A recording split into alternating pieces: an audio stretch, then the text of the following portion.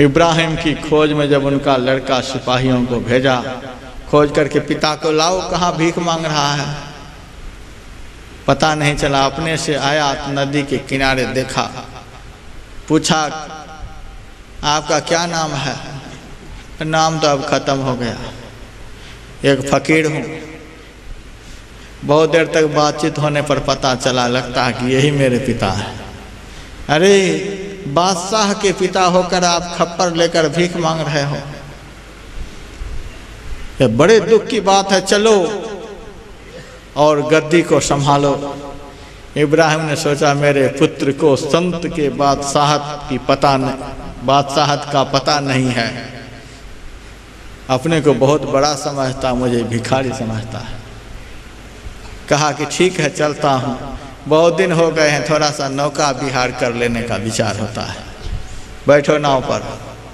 दोनों बैठ गए नाव पर, केवट नाव को आगे बढ़ाया। बीच दरिया में जब नाव गई तो चिथरा से एक सुई निकाला और पानी में डाल दिया। कहा बेटा इस सुई को निकाल करके दे। महाराजा पागल हो गए हैं, नदी में सुई गिर गई, मैं कैसे निकाल करके दूँ? कहो नदी से निकाल करके दे। नदी कैसे निकाल करके देगी? आदमी है। अरे तुम्हारे मुल्क में बहती है, तुम यहाँ के बादशाह हो, तुम्हारी बात को नहीं मानेगी?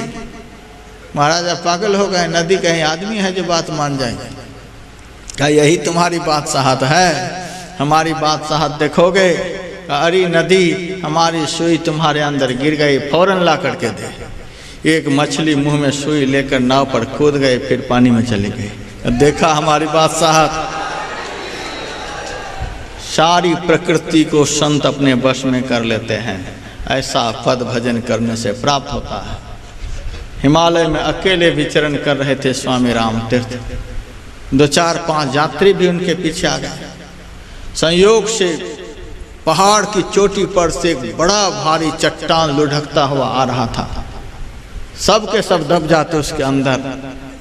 स्वामी जी बचाओ बचाओ, सब दब जाएंगे। स्वामी जी ने अंगुली को उठाकर कहा ठहर जाओ। लुढ़कता हुआ चट्टान बीच रास्ते में ही रुक गया। कितनी ताकत संतों होते, सारे ब्रह्मांड को अपनी मुट्ठी में करके रखते हैं। ऐसी बादशाहत भजन करने से प्राप्त होती है। इसीलिए गुरुदेव ने कहा परम पद गति की भीनी, संसार के सारे पदों से भजन करने वाले को जो पद प्राप्त होता है वह भिन्न ही है, कभी उतरना नहीं पड़ता, सदैव उनका पद वर्तमान रहता है और बढ़ता चला जाता है। मीडिया के सहारे लेकर के कबीर आगे बढ़े हैं, नानक आगे बढ़े हैं। मीडिया वाले तो कभी आसमान में ले जाते हैं, कभी धरातल पर ले जाते हैं, लेकिन नानक कबीर सूर तुलसी भगवान के दिए हुए पदों को प्राप्त किए हुए हैं, इसीलिए इनका पद सदैव वर्तमान है और जहाँ तक पद की वृद्धि होती चली जा रही है। शायद गुरु नानक देव जी महाराज को इस समय जितने लोग जानते हैं उतने उस समय नहीं जानते होंगे। संत कबीर को अभी जितने लोग जान रहे हैं उतने उस समय नहीं जानते होंगे, और भी जितने संत हो गए हैं उनके संतत्व काल में उतने लोग नहीं जानते होंगे जितने अभी जान रहे हैं। और हमारे पूज्यपाद गुरुदेव को उनके जीवन काल में जितने लोग नहीं जानते थे आज उससे अनंत गुना अधिक लोग जान रहे हैं। उत्तरोत्तर पद की वृद्धि, पद का विस्तार होता है। भजन करने से ऐसा पद प्राप्त होता है। यह आयोजन उसी पद की प्राप्ति के लिए मार्गदर्शन करता है। यह आयोजन उसी पद को प्राप्त कराने के लिए हुआ है।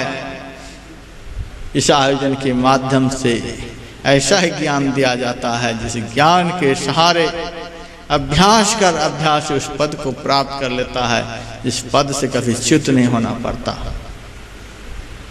तो 3 दिनों के कार्यक्रमों में जो कुछ भी आप लोगों को सुनाया गया है यह केवल कान तक ही सीमित नहीं रह जाए, इसको हृदय तक उतरने देंगे।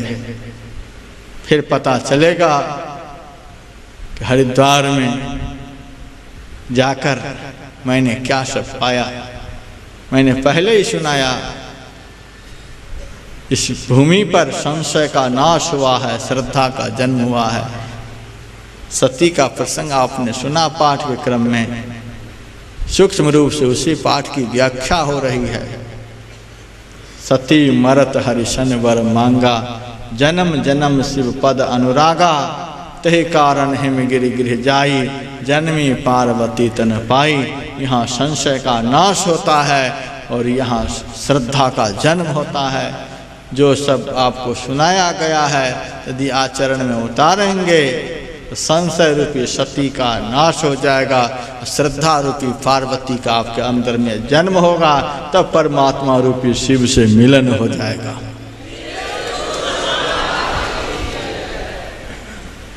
अब अगले कार्यक्रम की सूचना दे दूं। अब तो रहा एक दिन अवधि आधारा। आप लोगों को तो बड़ा सुख मिलता होगा, अब किनारे पर पहुंच गए। अब किनारे पर पहुंच गए, 3 पहाड़ पार कर गए, अब एक ही छोटा सा पहाड़ बचा हुआ है। लेकिन हमको तो समझत मन दुख भयो अपारा। जिस आयोजन को आयोजित करने में दिन रात एक कर दिया गया था, कितना प्रयास किया गया था, वह मंगलमय क्षण अब देखते ही देखते किनारे पर पहुंच गए हैं।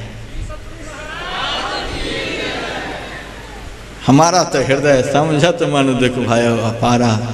अब इस मंगलमय क्षण के एक दिन बच गए हैं। जितने प्रवचन आप लोगों ने सुना सबका सार अब संक्षेप में कल सुनेंगे। सुबह 6 बजे से भजन कीर्तन 7 बजे तक चलेगा। 7 बजे से 8 बजे तक स्तुति, सदग्रंथ पाठ और आरती साथ में हो जाएगी। सुबह मेरा प्रवचन नहीं होगा। 8 बजे से 9 बजे तक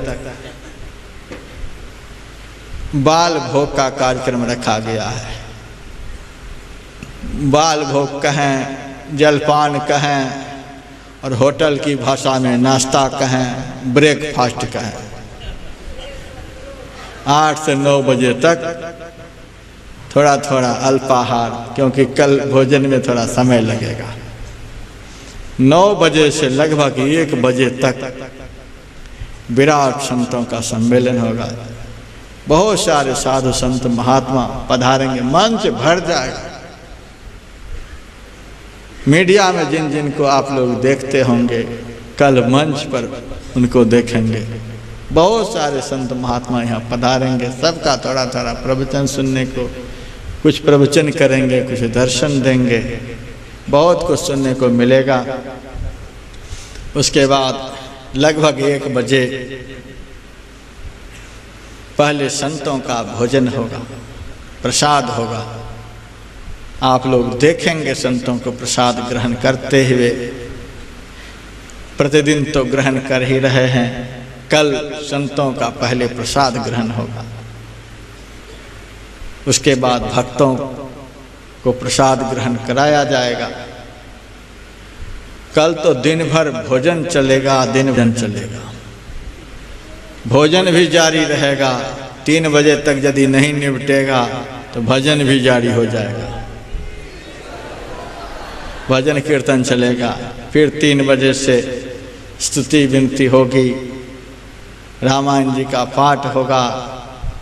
पाठ के बाद मैं तो आधा घंटा ही बोल रहा था, कल आधा घंटा बोलूँगा, लेकिन एक से एक महारथी यहाँ पधारे हुए हैं जिनकी बात को टालने में बड़ा। फतेह चंद बाबू कहे थे कि कम से कम 1 हो जाना चाहिए, तो इनकी बात का मैंने समर्थन कर दिया। चलिए आपकी इच्छा है, आधा को बढ़ा करके पूरा कर देते हैं, 1 घंटा। उसके बाद उद्गार के बहुत शब्द यहाँ सुनाए जाएंगे। बहुत दूर से चल करके हमारे आनंदी बाबा आए हुए हैं, विश्वनाथ बाबा आए हुए हैं। यहाँ तो बाबू और बाबा के साम्राज्य छा गया है। अब तक तो बाबा के सुने हैं, कल बाबू के भी सुनेंगे, बाबा का भी सुनेंगे। और महानतम ज्ञान में यज्ञ की पूर्णाहुति कल होगी। लेकिन यह सुना करके मैं आप लोगों को यह नहीं कहना चाहता हूं कि आप लोग रात में ट्रेन पकड़ लीजिए। जब तक आप लोग रहेंगे तब तक भंडार कभी बंद नहीं होगा,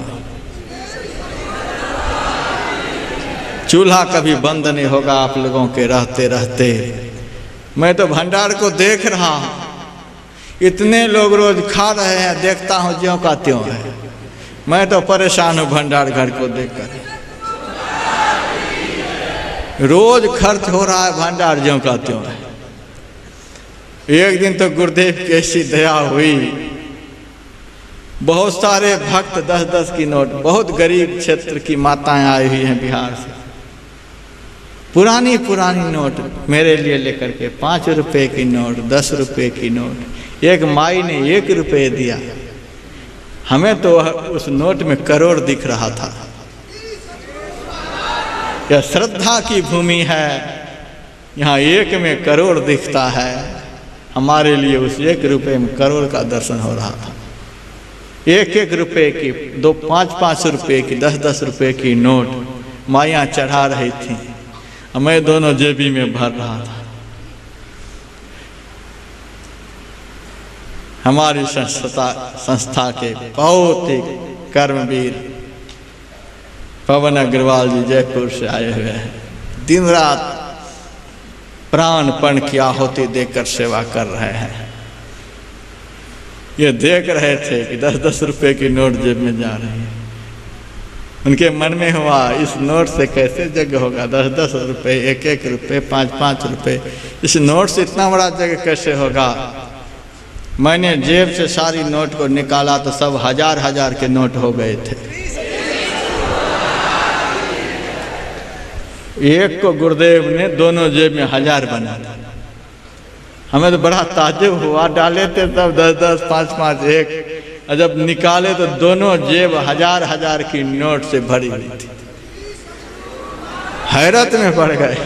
यहाँ तो यही सब होता है, यहाँ तो चमत्कार की वर्षा हो रही है। नहीं तो 1 भी पैसे कहीं बैंक में नहीं। सभा में बहुत सारे लोग बैठे हुए हैं, शायद हम किसी से 1 पैसे नहीं मांगे होंगे। या यज्ञ हो रहा है 1 पैसे दे दो, कैसे होगा, किसी से नहीं। गुरुदेव की आज्ञा के पालन करने में थोड़ा सा प्रयास करना। बेटा किसी से मांगना नहीं, नहीं मांगोगे तो इतना आएगा कि मांगना नहीं पड़ेगा। बिना मांगे यदि आ जाए तो कभी रखना नहीं, घटेगा नहीं।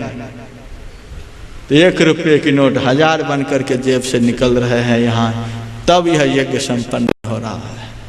इसीलिए मैं आप लोगों को यह नहीं कह रहा हूँ कल पूर्णा होती है तो आप लोगों की भी पूर्णा होती हो गई, ट्रेन पकड़ लो। अपनी अपनी सुविधा के अनुसार जाएंगे, पंडाल उखड़ जाएगा, लेकिन महर्षि में ही ब्रह्म विद्यापीठ नहीं उखड़ने वाला है। वह तब तक रहेगा जब तक संत मत रहेगा। इसीलिए आप लोग अपनी अपनी इच्छा के अनुसार यहाँ से प्रस्थान करेंगे। आज मैं गायक जी को एक भजन गाने के लिए कहूँगा। गुरुवर चरणों में दे दो ठिकाना मुझे, बहुत बढ़िया भजन है।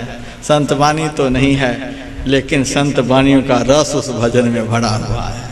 एक भजन सुनिए, 2 आध्यात्मिक आरतियाँ, और आप लोग भागने के लिए छटपटाइए नहीं, मच्छर अभी कम है पंडाल में।